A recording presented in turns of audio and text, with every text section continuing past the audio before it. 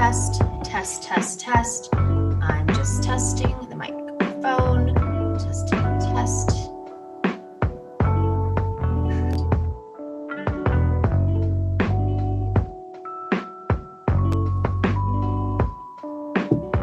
How about now? 1, 2, 3, 4. Test, test.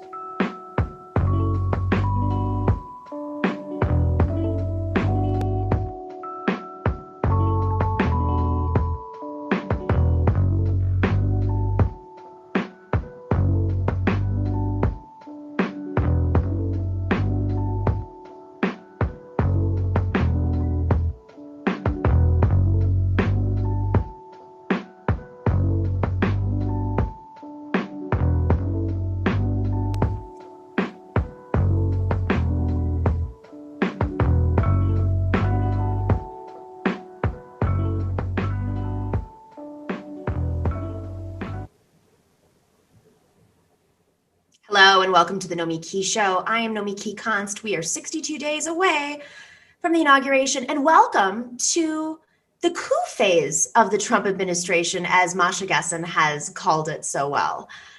What can I say? This is going very badly. I guess that's the nicest thing I could say. When Joe Biden said he wanted to save the soul of America, I had no idea he meant that he was saving his neoliberal capitalist soul. Wow, he has wasted no time since Election Day scurrying to the right.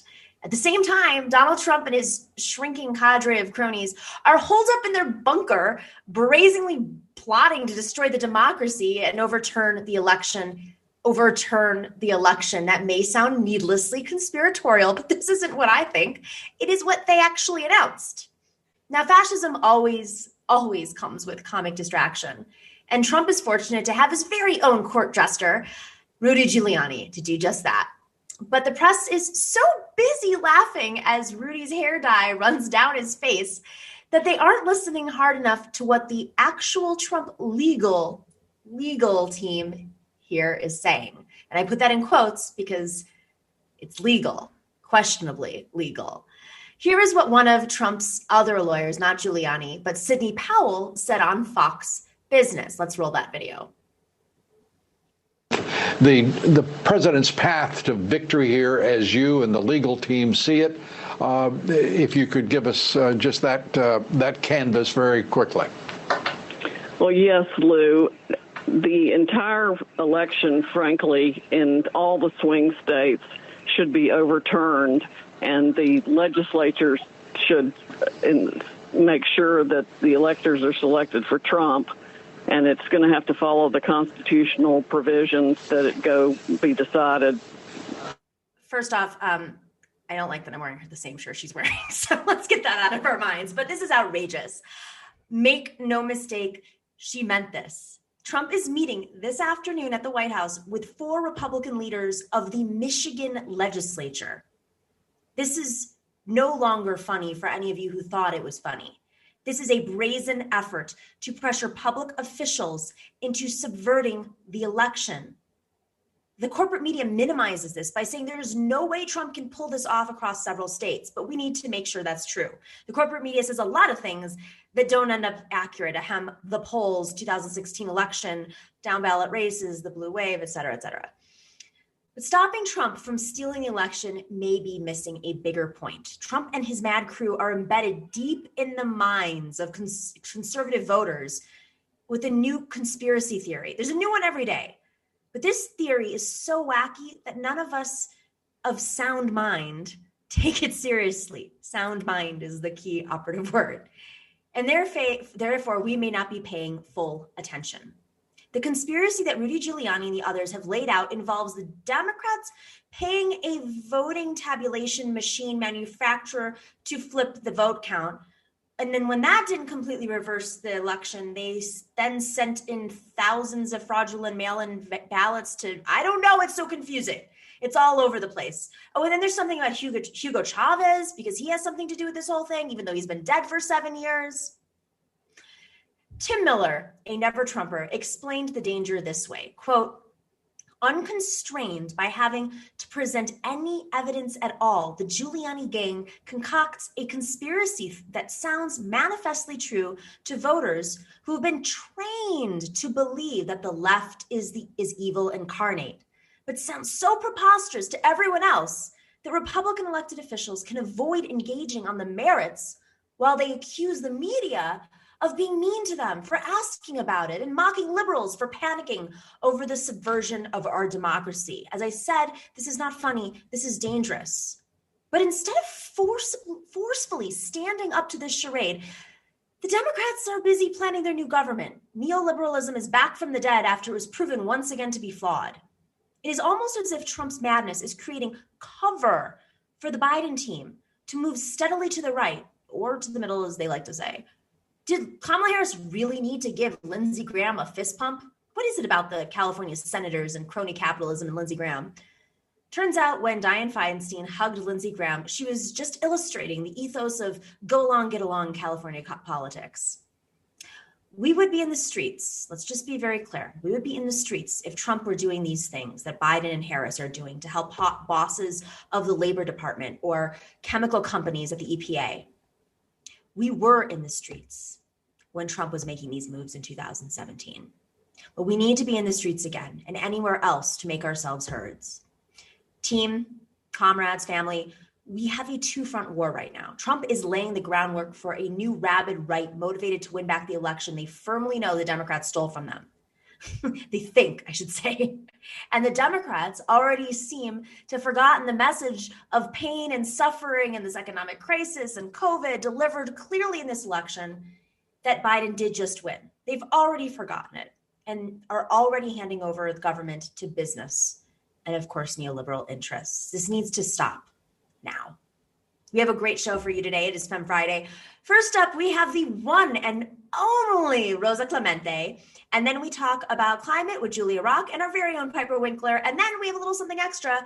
We talk about some police intimidation that is happening at government meetings in New York State with Solange Hansen. If you guys are not already doing so, make sure to smash that like button and hit that bell either up here or down there, depending on what device you're on, I've learned in the last few days.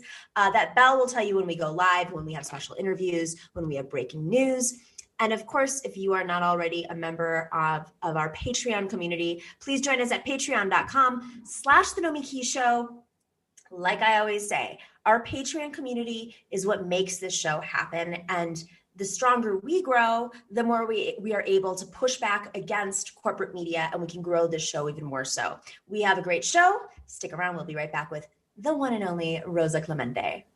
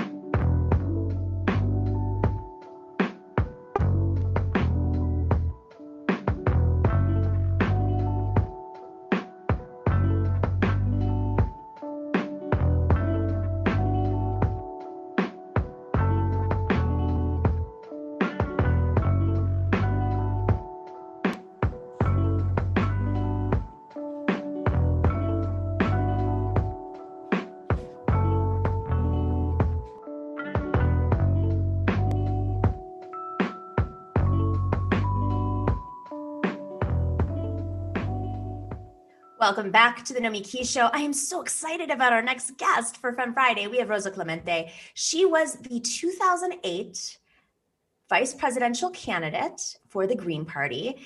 This is really fascinating. If you didn't know this, if any of you were too young to know, she and her running mate, Cynthia McKinney, were to this date the only women of color ticket in American presidential history. Rosa is an activist. She's a producer, an independent journalist, and I'm in awe of her work, and I've been following her for years, and it's just, I'm so grateful to have her on today. Have you on today? So Rosa, I'm trying to check and see if the sound is working. I think it's working, but I wanted to have you on to talk a little bit about Puerto Rico, because this is something that we have covered quite a bit on the show and in the past. I think there's a little bit of a lag with the sound, but what I'm going to do is I'm going to open up the question and just let you roll, since there's a little bit of there's a disconnect here, I think, with the sound on the back end. But there was a vote for statehood that occurred a couple of weeks ago. And this has happened before on the island. And what it actually revealed, when you look at the numbers beyond the statehood measure, is that the movement for independence is actually growing. And I find this fascinating after a half a century of capital's effort to suppress any independence movements around the world in what has been previously colonial states or countries. So what's your take on the independence movement growing in response to that statehood vote? I'm hearing you twice. So let's go to a quick break, guys. Let's just figure out what the sound issue is, and we'll come right back.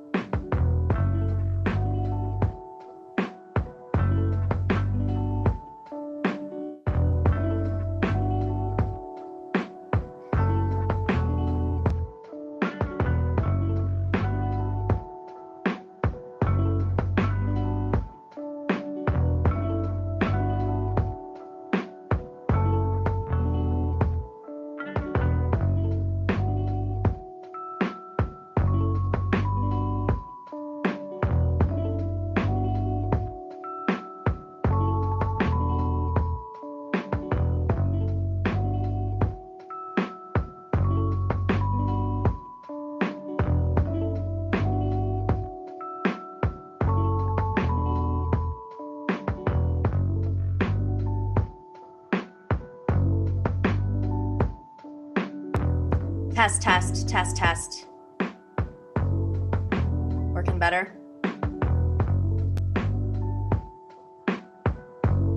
Yes. All right.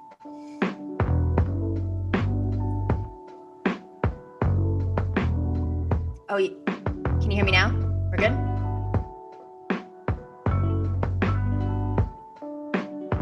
Can you hear me?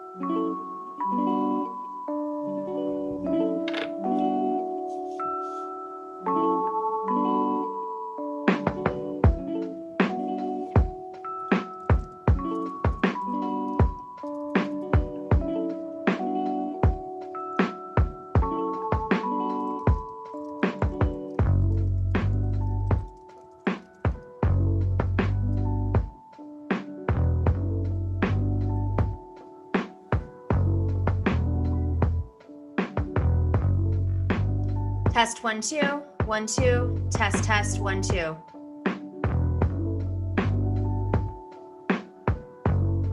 Rosa, can you hear me? 1 2. I can hear you. All right, let's do this.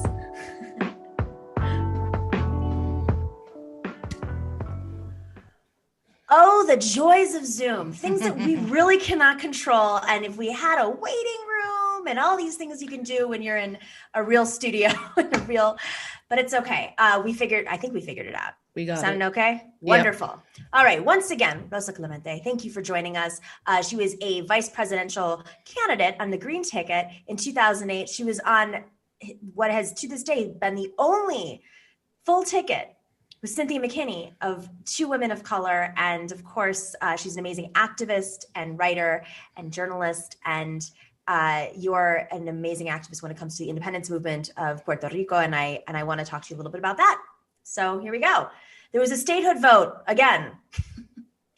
A couple of weeks ago. I think our audience, if you don't already know, we've talked about statehood on the show before. But what I found fascinating about that vote, looking at it a little bit more closely, was that the independence movement has gained steam at a time when, it seems like the normie Democrats and even Robert Reich is calling for statehood, not necessarily understanding the complexities and really what it would take to get the island there, but also, wouldn't it be great if the island could decide for themselves? So what's your take on the performance of the independence movement?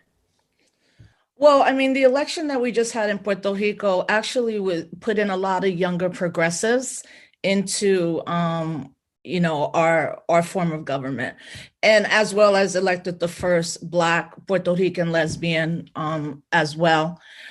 What happens with these plebiscites is the people of Puerto Rico don't go out. They sit out the plebiscite because we've had so many of them and they absolutely mean nothing.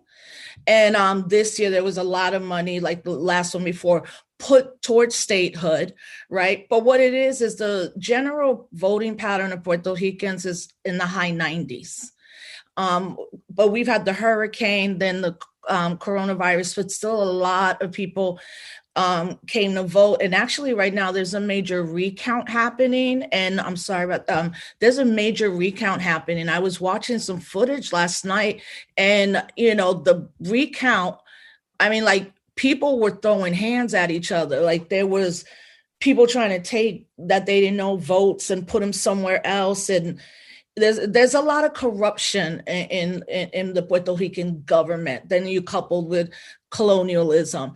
But within all that, there has been this whole now, particularly white liberals, Puerto Rico, they could be a state. Well, the only reason they want it is for our votes.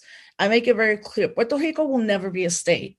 I never say anything definitively like that. It will never happen. No fantasy of Democrats wanting 5.6 million Puerto Rican votes here. There's more Puerto Ricans in the United States than they are in Puerto Rico. In Puerto Rico, you can't vote for the president. And really the mindset in Puerto Rico right now is one of self-determination and independence.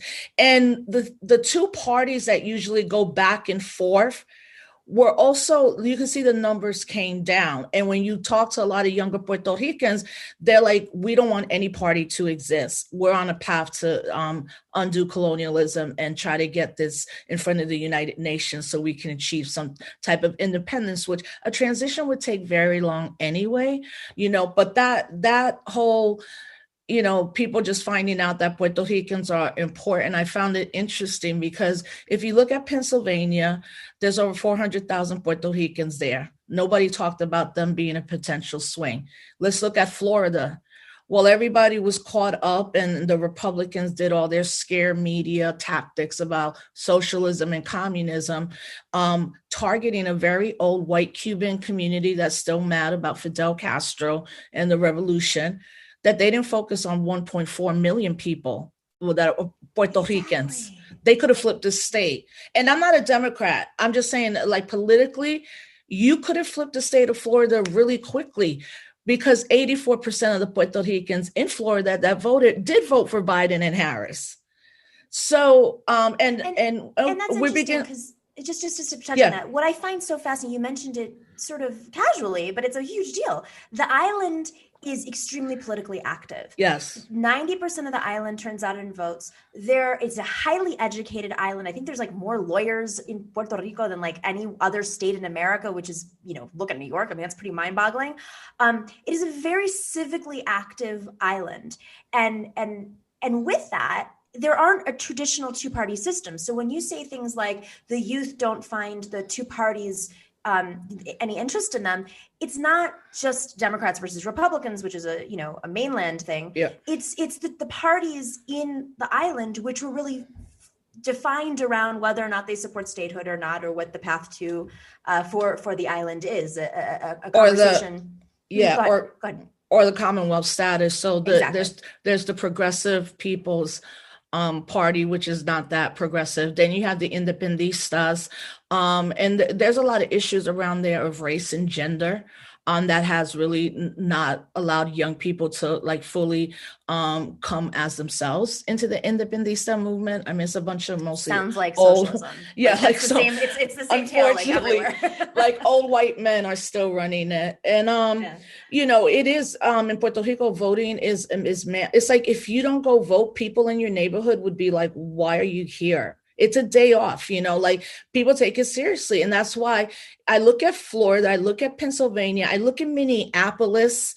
There are Puerto Ricans everywhere in this country, but in some type of numbers. And this is true for the Dominican community in Rhode Island. Those are the swing voters, you know, not the working class, which you're really trying to get white men back from Trump. I don't know why, you know, but that I was like, I can't believe no one went to Florida. Like Biden and Harris went and met with the Cubans. Oh, I mean, I'm sorry, like, Luis Fonsi didn't turn no. No, Bad Bunny didn't come out. The Despacito. The thing is, that would have worked if they had just been like, well, let's pay some attention and understand this 5.6 million voting bloc that, of course, is not a monolith, but is surely more on the progressive side of things. So let's talk a little bit about the establishment, the mainland establishment's ties to the island when it comes to what Naomi Klein coined as disaster capitalism and the financial interests that already existed, you know, with the economic crisis there. I mean, they've existed forever. I shouldn't say that. There were pharmaceutical companies coming into the island. There's a great history of true colonialism since forever, since Columbus arrived, right? But I think what I find so fascinating about this moment, intertwined with the statehood conversation in the Democratic Party, is how many officers of the Democratic Party have vested interests in, they either represent financial ties or real estate companies that are really taking advantage of the island at its most vulnerable point. You know, after financial collapse, after Hurricane Maria, now with COVID, there just seem to be these vultures that are swooping in, and they're connected to the Democratic Party too. Yeah, I mean, it really. We were already facing a high debt because of the economy falling in 2008. You know, that what happened here also happened there in Puerto Rico. Puerto Rico in general, in any statistic, if Mississippi is the 50th and we were a state, we'd be 51. The average Puerto Rican makes poverty makes $18,000 a year.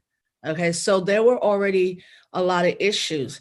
And then when Barack Obama signed the Promesa bill, which promised paying the debt, or that the debt would also go to bondholders, even though there were Puerto Ricans, many of my comrades, that, you know, talked to the Democrats, talked to Nydia Velasquez, talked to so many Democrats, Congresswoman, and independence. Right? She is. I think that's a little bit of the AOC effect. And AOC wasn't in there. I'm sure she would have fought that hard. But it also was boistered at that time by Lin-Manuel Miranda's father, who obviously everybody knows Lin through Hamilton, but his father has been a really big power broker in New York around the Democratic Party. And the Hispanic Federation, they testified on behalf of Promesa. So then here comes the hurricane, and then this ballooning of the debt. And what it is that there are people that are making the decisions, much like in Flint and some other places where a mayor does not make the budget, or it's a different group of people. That's what's happening. And so anything that Puerto Rico makes goes right to the debt. And there are 7 people, mostly all in New York, lawyers who sit and make those decisions. And one of them was to close over 200 schools in less than 3 years. The person who did that is a close friend of Betsy DeVos. 6 months ago, her and 30 people from the education committee got arrested by the FBI because they were taking all the money that was supposed to go to the schools, keeping it and shutting schools down. So in Puerto Rico right now, we're in a critical juncture if we can maintain the island as an island for Puerto Ricans, because now we also have the bit currency, like young, right. What's his name that ran for president? Yeah. Yeah. Let's get that in a second, because but I want to touch a little bit more on the education stuff, because when I was a reporter on the island in 2018, so I have to do the math, 17, 18, after the storm, I interviewed the Secretary of Education on the island, who, speaks fluent Spanish, but she's from Pennsylvania, and she's a white woman, and there was just such an there was a lot of pushback against her publicly, with the press. She was very closed off from folks. And I sat down and I interviewed her, and she stormed off in the middle of the interview when I asked her very basic questions like, how is the solution to education crisis to shut down 200 schools on an island that's, it's larger than Long Island, and a lot of it's rural. And so if you live in Utuado, for instance, or like in the mountains somewhere, and your child has to go 2.5 hours to school every day because they're shut down schools. Mm-hmm. How is that solving the problem? And it was just really fascinating to see her perspective on it. But let's also be very clear, she is a Betsy DeVos ally, but she also is an ally of the governor, who aligns with the Democratic Party, who's no longer there, right? Also booted out. Well, Rosa Joe aligned with the Republican Party. If he was in a line, if there was, on the mainland, on the mainland, he cozied up to Tom Perez, to Trump, and But I mean, he did with both, But he was corrupt, and which is why we had the protests that forced him to resign, and then now you see all the scandals. And unfortunately, Puerto Ricans are used to that. But what's been happening on the island is just like young people are just now, first they're pushing back on this dude, Brock Turner, right? Brock Pierce. So Brock Pierce. I just know he ran. I didn't even know he was on the ballot, honestly, until he ran for president. I know. So let's back. Right? Yes, another part of my reporting that was like really fascinating, and I will release this on our channel. It never aired at TYT, you should. But I will. I was embedded with them for like, I don't know, a week or something, because they thought that they were gonna win over the TYT audience because they're like cool, and they like meditate, and they do yoga on the beach, and like. They like have sushi parties, and they wear like crazy. I mean, it was the what's that festival in Nevada that everybody goes to? The Burning Man. Burning Man crew. Yeah, they're like actually part of the organizers, founders were part of it. But they were they went down there. These are Bitcoin guys, and okay, so that's this. I'll set the stage with that I will release that someday. But tell everybody what they've been doing on this. It's maddening. I mean, so what it is that as an American citizen, you could have an address in Puerto Rico and try to show you live there 151 days out of 356, and you don't have to pay federal taxes, right? So now with the cryptocurrency, what they did is basically a bunch of white dudes created what they thought would be their own city. Naomi Klein brilliantly discusses this, called Protopia. And it was going to be in between Isla Verde and Old San Juan, which is Santurce, which is the heart of part of our African descendant community, but it's a very much part of the socialist and artistic people of Puerto Rico. And he continues to get run out. And actually, the day before voting, this is how I hear the election here. I was watching one of my friends, and he's like, "That's him, Brock Pierce. We're about to roll up on him." And I'm like, why? I mean, why is he in New York City? What's that? And he's like, he's on the ballot. I'm like, what ballot?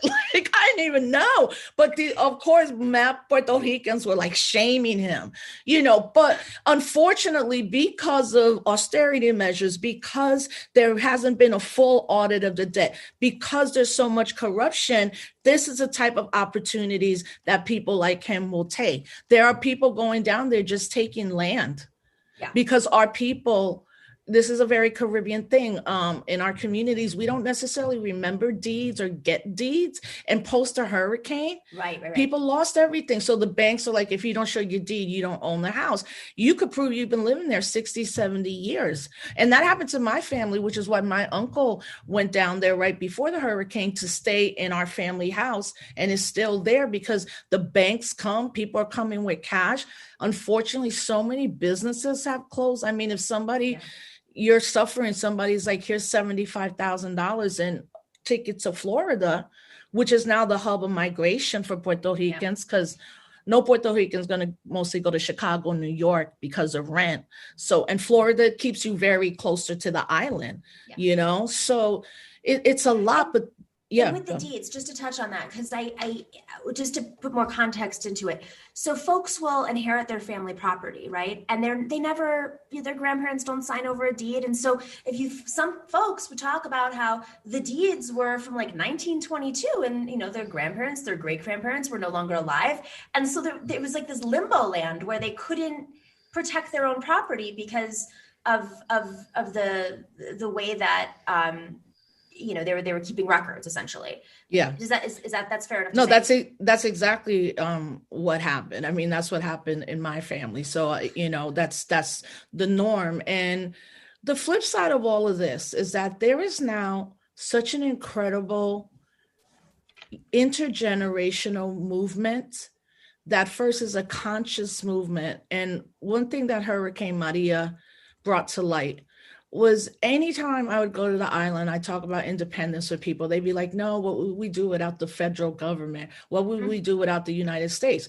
Well, when Donald Trump threw paper towels, we exactly knew what we could do for ourselves. So the hurricane changed the consciousness of people who were like statehooders or Commonwealth in like a week, like, no, do for self. It's so funny you mentioned Utuado, because when I went down there with the crew I put together, we went to Utuado first, and the people there were like, we're not leaving. We don't care if there's one slab of concrete. We are not going anywhere.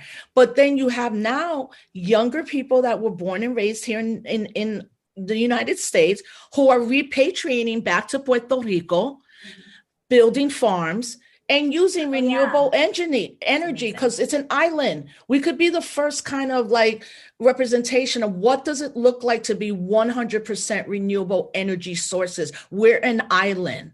The sad part right now is because of climate catastrophe, we've had earthquakes in Puerto Rico. That's not something that's common, right? Oh, it's not. No, I mean, I'm not talking about one earthquake. There's been 13 recorded earthquakes. The electrical grid still, whoever keeps changing what business, it stays corrupt. So there's rolling blackouts. Right. But, like compared to not seeing folks here really dig deep into like, are you really going to think Biden and Harris are going to change anything where everybody's just kind of like, oh, yo, cool party, the Dems won. In Puerto Rico, they're like top to bottom changing all of that.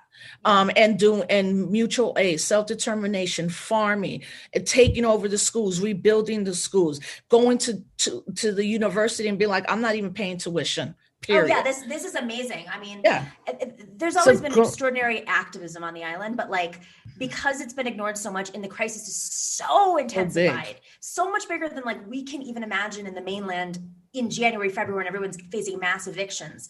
I mean, it's every man for himself, which actually turns into a community thing, mutual support. I think that the aspect of the farms, I went to a few of these farms, really amazing farms where, like you said, people who came back or were young folks, young parents on the island that moved from San Juan into a farm. The aspect of that that's really fascinating is because of colonial interests and the Jones Act too, everything is very expensive on the island. It's like the cost of New York City, but on an island because you're taxed on both ends, importing and exporting, right? But the farmland, I mean, there should be this thriving, coffee, bananas, but the colonial, I think it was like the early 1900s, if I'm correct, if I recall, you correct me if I'm wrong, they swiped in and they just ruined all the farms. So Puerto Ricans were dependent on importing.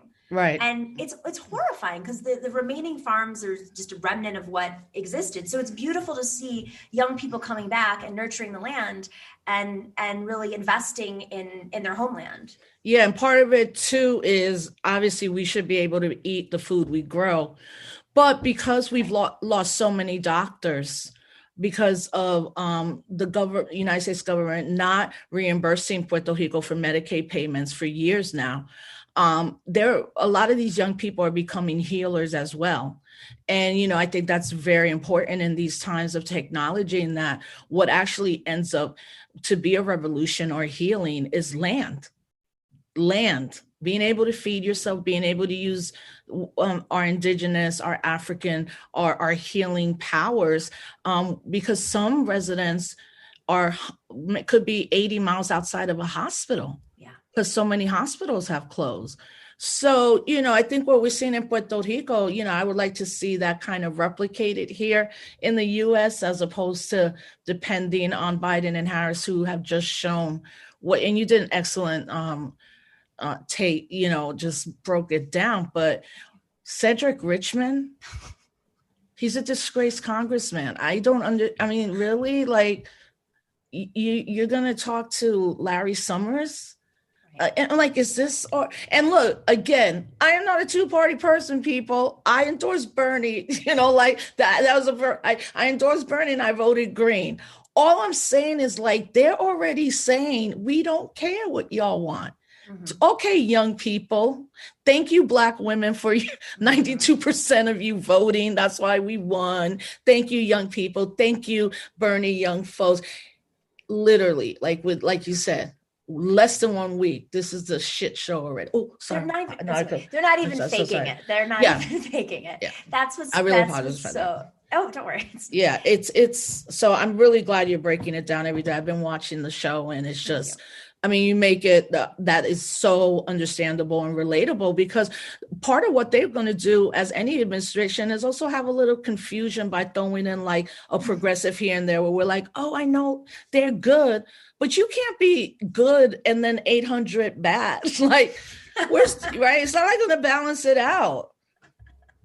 You're right. That's ultimately it. Even if you have a labor secretary that's progressive, you're still operating within the rules and the confines of an administration that has, the majority of the administration is made up of corporate interests that are adverse to labor. Look at the transition teams, all gig economy people. Gig economy people that we were protesting like a minute ago, and now we're suddenly, it's okay. We got Uber, we got Facebook, because Larry Summers and Sheryl Sandberg are our besties. So even though Facebook delivered us Trump. Yeah, and supposedly. I also I found another reason to fall in love with AOC. When she was very clear last week at the New York Times, like, I don't know if I could be in this too much longer. And you're like, girl, you've been in there 2 years. Like, this is, the difference of running, being elected, and then actually governing. And although they have this great name, the Squad, what that really means is those 4 sisters, and I would put Katie Porter up in there too. She's destroying it during her hearing.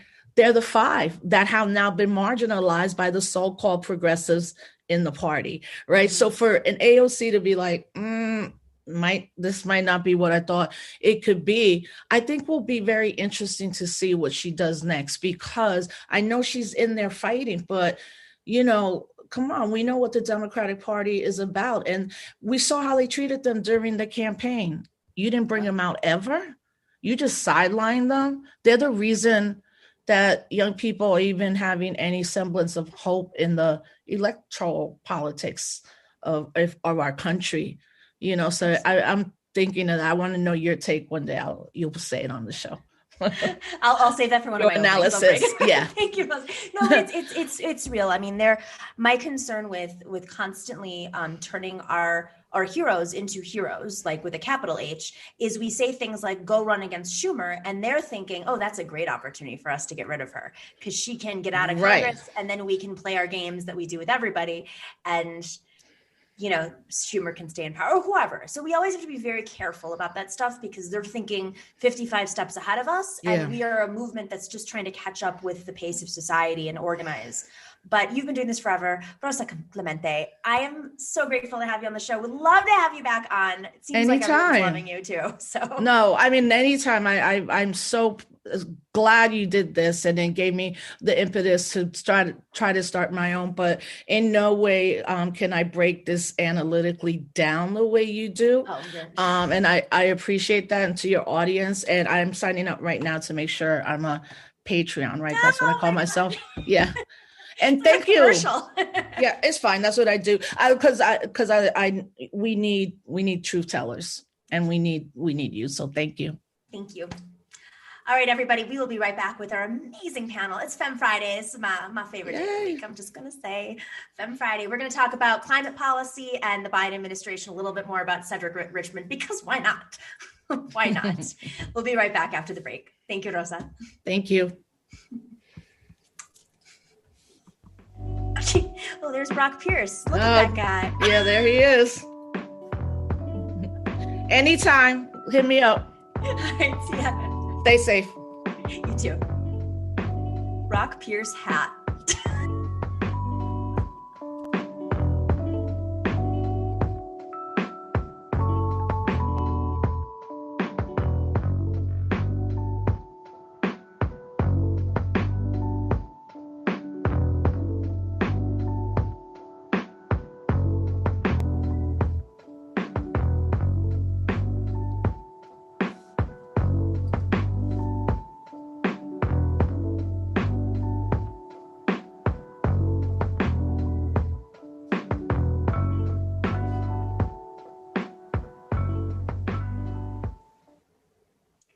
Hello. Welcome back to Femme Friday, the Nomiki Show. I am so excited about our next panel. Julia Rock is a writer at the Daily Poster. She is also a contributing writer there. She's also written for The Guardian, The Appeal, The American Prospect, and many other outlets. She most recently wrote about the climate angle of the Joe Biden transition team and appointments. And of course, we have Piper Winkler. She is the Harvard YDSA co-chair. She was an organizer for Harvard for Bernie, and she is one of our team members. She's one of our associate producers. Thanks for joining us, gals, I should say. All right, you're both on mute, just as a heads up. Thanks so much for having me on. It's lovely to be part of this panel. In front of the camera today. So there's so much to break down here. Julia, let's start with you. You've been reporting on these appointments, four appointments, I guess, in relation to climate policy. I'll just start with this before we break down the bad part. Is there anything good, like a ray of sunshine, a ray of hope, an avenue of change that we're missing through this mess?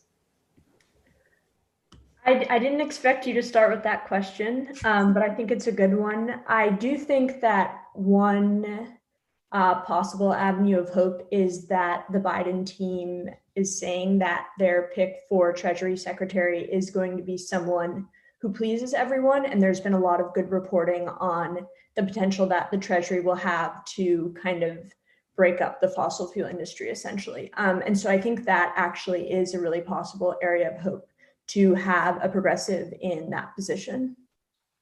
That's interesting. So, I mean, from their perspective, it's somebody who everyone would be happy about, but that's their perspective. I'm sure they think a lot of people are progressive, like comparatively to Cedric Richmond. Okay, sure. Maybe it doesn't take as much oil and gas money. Piper, what's your take on, let's just specifically talk about climate right now. What's your take on the Biden administration? They're campaigning on getting off fossil fuels, transitioning off of them to this transition team. Yeah, I think, it's really interesting to focus on the transition team that Biden has crafted. It's important to think about this because it shows us Biden's allegiances. Obviously, Biden went under a lot of pressure from Sunrise during the primaries. Sunrise rightfully raised, huge concerns about the policies that he was putting up, giving him an F- the first time he gave them a climate plan, saying we deserve better. It's, no mistake that we're talking about climate on Feminist Friday. It's an issue that affects women, particularly in terms of, the fact that homeless women, for example, are under a unique set of risks, and those who are driven out of their communities because of climate change, this will become an even bigger problem. So realizing, with all of these concerns in mind, that Biden is choosing to answer this very specific moment by saying, we're going to be advised by somebody who, for example, consults with BP. One of his advisors who's been with him since May is, consulting with BP. He wants Cedric Richmond giving him advice when, Cedric Richmond takes, as Julia wrote about really wonderfully, takes campaign donations from people who invest in fossil fuels, and he's an ally of that industry. And finally, the fact that 7 out of the 10 most air polluted tracts in the country are in his district. So I think it's a very clear message to people that have been pushing him left that he's not going to go there willingly, and that he's going to surround himself with people who are very much, in the pockets of the fossil fuel industry. Julia, is there some sort of hidden deal here that I'm missing? Because I've been wallowing in this space for the last few days of just how grotesque are they? I mean, this is just absurd in terms of the actions that are being highlighted and the movement's pushback against them, and even the media recognizing that this is almost just a few steps too far. But part of me is well, maybe it's just because it's a transition team. Maybe that's their way of just rewarding allies of theirs over the years, the Biden industrial complexes, allegiances, and all the people who've propped him up over the years. Maybe this is just his thank you so much for your service. We'll put you on this transition team.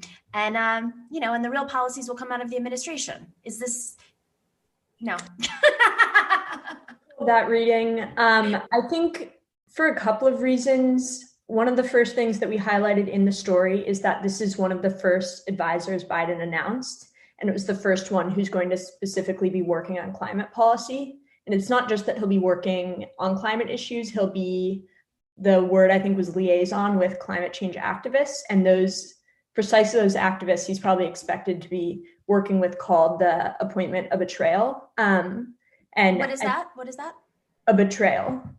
A betrayal, appointment of, I'm sorry. Yeah, sorry about that. But so I was thinking about this a little bit earlier, and I think, it's possible to see one reading as a lot of these groups are demanding that there are no appointments who are directly from the fossil fuel industry. So no executives or lobbyists or people who have consulted on behalf of that industry. I think Piper just was talking about Ernest Moniz, and he's a good example of that. And so I'm kind of wondering if there's a way in which they thought they could get around that by just appointing someone whose pockets have been lined by that industry, whose campaign pockets have been lined by that industry, but doesn't actually directly work for the industry. But I don't really think there's any actually generous reading of it. And I think it's, again, especially the fact that he was one of the first advisors to be named, that he's going to be working with these activists, and that they are so betrayed by the pick. It's really hard to see a way around that. This may sound ridiculous, but does Cedric Richmond believe in climate change? I mean, if you're taking that much money and you're a Democrat, at this moment, I'm saying this in all honesty, does he believe? Has anybody ever asked him? I don't know that anybody's ever asked him that directly, although he has, voted on certain pieces of legislation that suggest that he probably does. One thing that is really interesting that's been back in the news this week is the Keystone XL Pipeline, which there's just been a new agreement between some groups to try to get it pushed again. And he was one of the few Democrats who voted in favor of that pipeline. And so to your question, there's kind of saying you believe in climate change and then acting like you believe in climate change. And he's certainly walking a fine line. So Piper, you are an activist in DSA and an organizer. The climate movement has been very successful on some very specific items in terms of protesting and raising awareness, and whether it's actually protesting the sites of pipelines or potential pipelines like Dakota Access Pipeline, or divesting, right? Do we have to alter our strategy? What do you think? In terms of dealing with administration that is just seems completely unreceptive to the existential threat that's already on us, irreversibly on us. Do we have to change our strategy so that we can go bigger for this moment?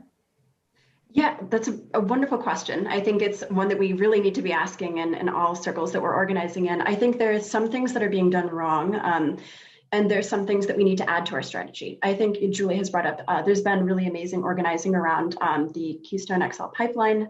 This is fantastic. I think people who are undertaking this work, which can be very dangerous, need to be supported as much as possible. I also think that there are some trends, which is not so much in activist communities, but of people saying that, taking individual actions, which often reads very moralistic, choosing to shop more sustainably, for example, or to go vegan, although as a vegetarian myself, I certainly recognize that, we can consume things more sustainably when it's possible, but I don't ultimately think that this is going to be what pushes things in the favor of, a sustainable planet. It seems really obvious to me that, as somebody who focuses on labor organizing and is really trying to learn more about it, as I think we should all be pushing the just transition understanding of Biden's climate plan, or sorry, not of Biden's climate plan, but of the climate plan that Biden should have. We should be thinking about how this becomes a workers' issue too. And that only Biden is not going to listen to the levers of power that young people, such as myself, he's not going to listen to us. I believe it'll take organizing around the point of production, working with workers themselves who have the power to take away the money that goes into those pockets of, the fossil fuel executives. That's what it's going to take to make a change. And I think that, young people should continue to do the advocacy and the political education that they're doing, but it's going to take labor organizing to make the real difference. Yeah, I've been thinking about this a lot lately is historically, when you look at movements that have been successful, revolutions, I guess, that have been successful, and those who have died out, there really has to be that two-pronged youth organizing arm and labor organizing arm simultaneously. Julia, I mean, there is an argument to be made right now. I've heard it made by some climate activists that I truly respect, that it really doesn't matter what they push forward when it comes to moving off of oil and gas. It's just going to happen because the markets are already signaling it because they've been disrupted so much. Is that fair to say? I mean, the argument, if I express that. I mean, yeah, I actually think that touches on really the point that Piper was getting at, that maybe I could have mentioned in my earlier answer, which is that there are certain things, we can expect from Biden and whoever he appoints to be his advisors. Like, he's committed to rejoining the Paris Climate Agreement. He's committed to reinstating some of the EPA regulations that Trump has rolled back. And so there are these kind of baseline, and then as you point out, things like wind and solar getting cheaper, we can expect a slow movement towards that. So there's that type of climate policy. And then there's what Piper is talking about, which is something closer to a Green New Deal. That is a much bigger set of policies that enacts a faster transition and a just transition. And I think that seems to really be the question right now. Again, there are these baseline things we can expect from Biden. He'll trust scientists maybe, or he'll rejoin Paris. But then everything on top of that, I think it is pretty up in the air, and is why groups like Sunrise are so focused on these appointments, because the people who have Biden's ear ultimately could have a big impact on whether those things happen. Final thoughts before we wrap up, Piper? Yeah, absolutely. I mean, I think I've mentioned the importance of thinking about this as an intersectional issue, one that runs into issues of housing, racial justice, all of the following. There are things that Biden can be pushed on that relate to these, such as, for example, asking federal agencies to assess the risk of environmental harms in various communities, because of course, the harms of fossil fuels, fracking, et cetera, are often pushed onto low-income communities and communities of color the most. There's lots that Biden can do, regardless of what the Senate looks like, that relies on executive orders. So even though he's accusing, Sunrise and other organizers of harming goodwill of his new administration, he needs to be held to account. There's a lot that he can do. And I think that if people with the power to do so continue to share messaging and political education on what those things are, it's possible that we can take that excuse of the Senate away from him and make him do what's right. Julia? Well, yeah, and to piggyback off of what Piper's saying about the Senate, kind of an additional point is that he can also make some of these cabinet appointments without the Senate. And there are groups who are talking about that. So he can, appoint a Secretary of Energy who isn't appealing to McConnell using, I think it's the Vacancies Act or the Recess Appointments Act.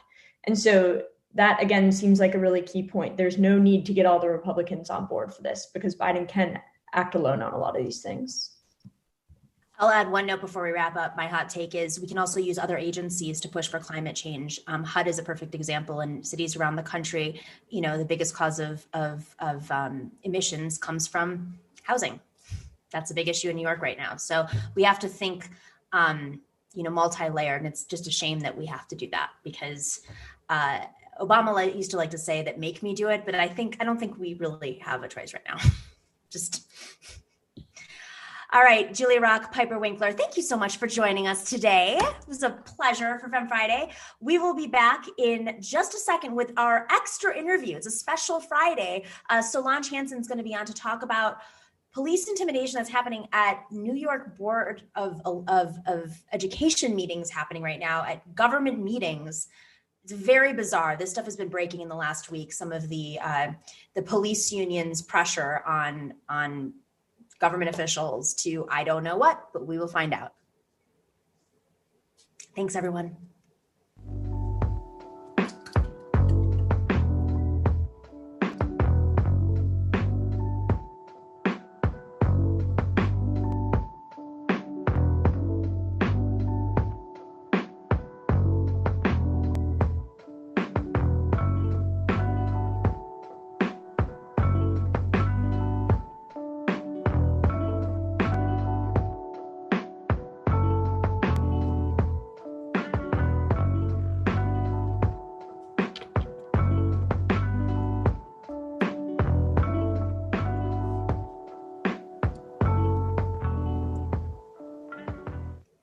Welcome back to the Nomiki Show. Solange Hansen has worked for the National ACLU and NAACP. She's a lawyer of 27 years.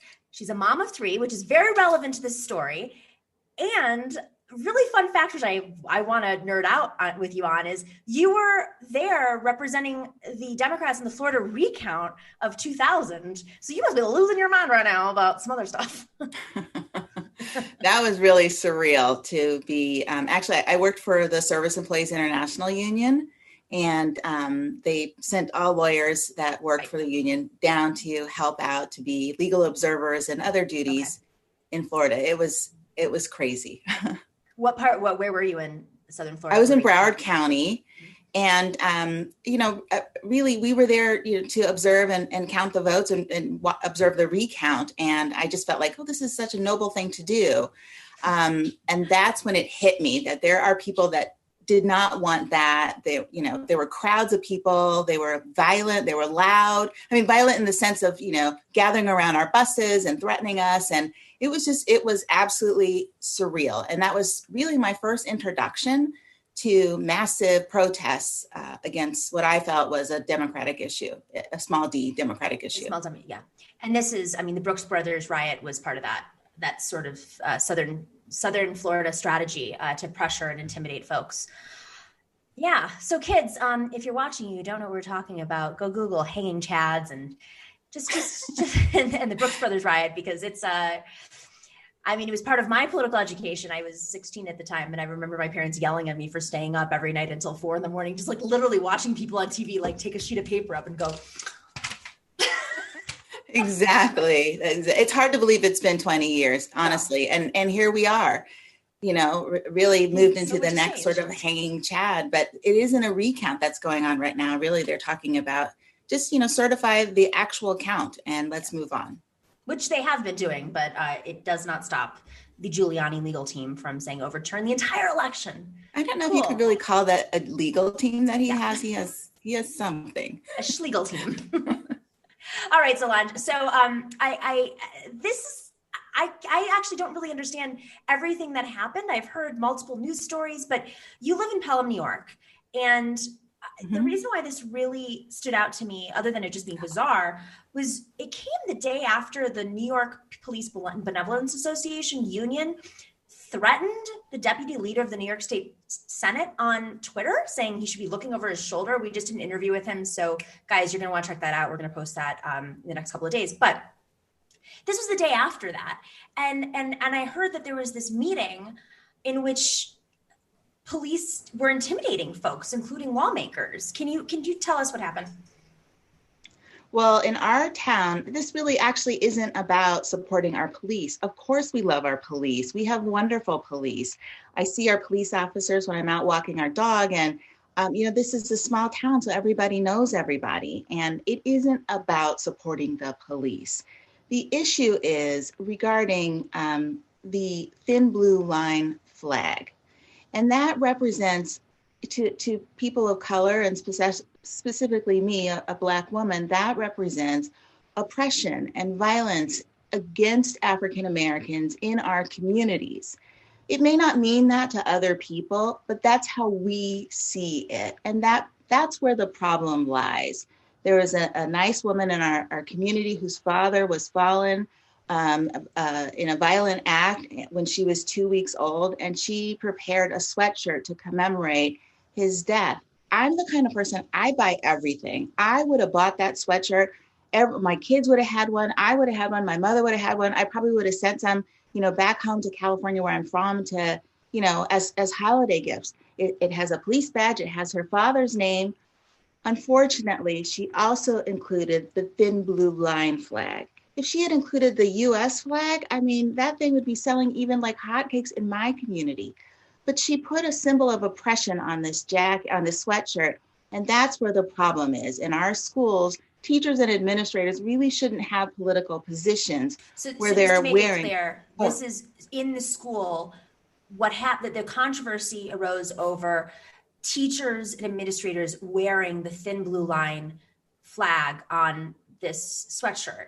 Right. And then it was looped into Black Lives Matter. And so they decided to ban both, right? So interestingly, you don't hear any Black people complaining that they have banned Black Lives Matter. And the reason is, it looks okay to me, but I don't know how you feel about it. And in our schools, I'm very sensitive. If you as a student feel this way about a symbol, then of course, whatever they want to wear outside of the school, that is their business. They can go along their merry way and put on whatever. It's while you're in school. And as a mom, I want my kid to go into school and ask questions about, like, how do I solve this algebraic problem? I don't understand the scientific formula. How do I do this? I want them asking those types of questions. I don't want them questioning the motives of teachers and faculty that are wearing political wear. That's really not the place for that to happen. It's also against the rules too, right? I never knew growing up, like later I knew, but I never knew growing up whether or not my teachers swung one way or another. Right? That's right. Your teachers are just teachers, and you assume, you don't even think about those things. And that's really how it should be. They should be there for all students, including students whose parents may have, been in the police academy or law enforcement, including children who may have experienced negative or positive with the police, including, kids that support Black Lives Matter. Like that's really the place. That's the place where they go for their safe space in their education. And they're going to their teachers for that information, not to ascertain where they feel or to make them feel like they're supporting organizations and movements that oppress them. So this, Pelham decides that they're going to ban wearing this, which I think is already sort of the rule, the law, to not express political opinions, right? But there was this meeting. Can you explain what happened? That's really unfortunate. It had to be the coldest night of the, so far that we've had. And our school board meetings are really, they're really not really eventful.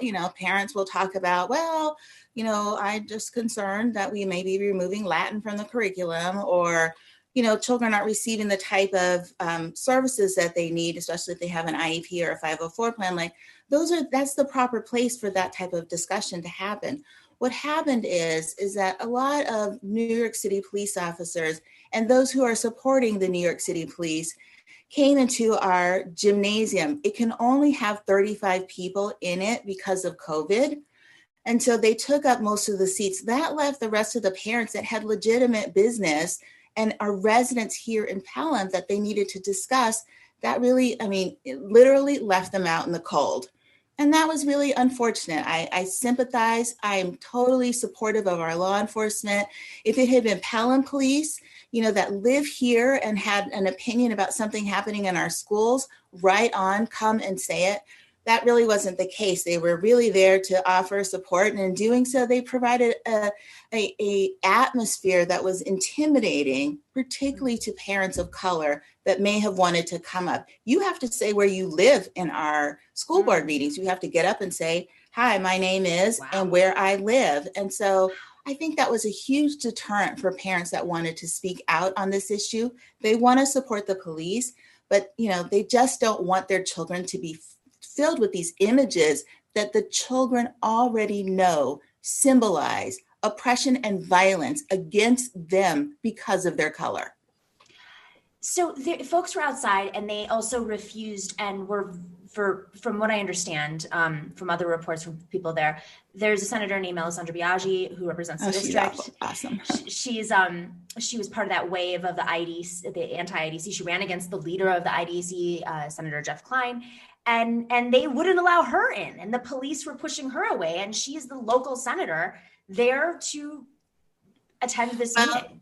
So there is a 35 people restriction, and that applies to, our local officials that, were in line as well. And that's really unfortunate because she actually lives here in Pelham and she is, a parent and somebody who has a voice in Pelham. So it was really unfortunate. She was able to issue a statement, but because, and the superintendent of schools asked, if you could, we would like other people to be able to come in. So if you could leave, and she wasn't saying to anybody in specific, but, make room for the people who are outside in the cold. It was the coldest day. This was on Tuesday evening, and it was really cold. And so it was really unfortunate that she wasn't able to get in. I think I don't know what their intentions are to, maybe they didn't intend it that way, but honestly, if you fill the room with New York City, I can editorialize. They're tough. They're a tough broad, they have to be tough, right? They're outside in the cold. They had to intend it this way because, first off, these were NYPD officers who may reside in other places, but they're representing the NYPD, which is not Pelham, which is outside of New York City. Right. And they filled up an audience in a very politically heated, controversial topic. But this is where their energy is going right now. Their energy is going in literally just shutting down any dissent, anything from being on the record right now. This is supposed to be about her father and honoring her father. Yeah. And it is turned into some type of spectacle. You don't even think about the father, the poor father that perished in this situation. It's not about her father. If it were about her father, she would understand. She would have a U.S. flag on that sweatshirt, and we would be talking about how to plant a tree in a park in honor of her father. And we're not talking about any of that. We're talking about a symbol that really represents violence against African Americans, and that has absolutely nothing to do with honoring her father. And also belongs no place in public schools. And That's right. The fact that they're willing to manipulate school board meetings by importing officers in to intimidate. This is to prevent dissent. That is very dangerous. Really sad. These are the mechanisms. Is that how her father wants to be honored? Yeah. I couldn't imagine any father would want that from their children. Solange Hansen, thank you so much for joining us. I think this is a really important story. Like, I know it sounds local, but this kind of stuff is happening across the country right now. And because of the craziness of the news, of the vote challenges, of the protests, I mean, we're missing major things happening. And these are all vehicles to suppress any sort of dissent, to intimidate, and the police, of course, endorsed Donald Trump. So thank you so much. I just got huge mom cred for being on your show. My kids think I am a rock star now. Thank you. Yeah, your kids. Thanks, Solange Hansen. Thank you for joining us, and thanks to everybody for you too. Thanks to everybody for tuning in. We have got some shout outs to make. Solange, you're free to go. We're good. We have Dave Pigot, I think. I apologize if I'm not saying it properly. Hi, Nomi. I'm starting a UK view of US and UK politics from a progressive lens. Love what you do. Thank you so much. Kowalski from Nebraska. Thank you, Kowalski. As a rancher, I know lab and plant-based meat substitutes are inevitable. We can use all that feed-up land for carbon sequestration programs. Hashtag Green New Deal. I love that. That should be an ad right there. Thank you so much to Professor Harvey K and all of the hashtag Nomi kids mixing up in the live chat. Who came up with that? Special thanks to MIDI doctors for handling our algorithmic needs and support. And of course, huge thank you to our moderators, Bob and Chokin, keeping those trolls out. Have a wonderful weekend, everybody. We will see you on Tuesday. We have some special interviews going up this weekend, so make sure to check it out. We will release this interview with Senator Janaris, the deputy leader of the Senate, about the threats that the PBA made against him publicly. Crazy. And we'll be talking about just the power that the police union has over New York City and New York State lawmakers, including the Democrats, and why things do not change. So you definitely want to check that out this weekend. Stay safe, be well, and we will see you on Tuesday.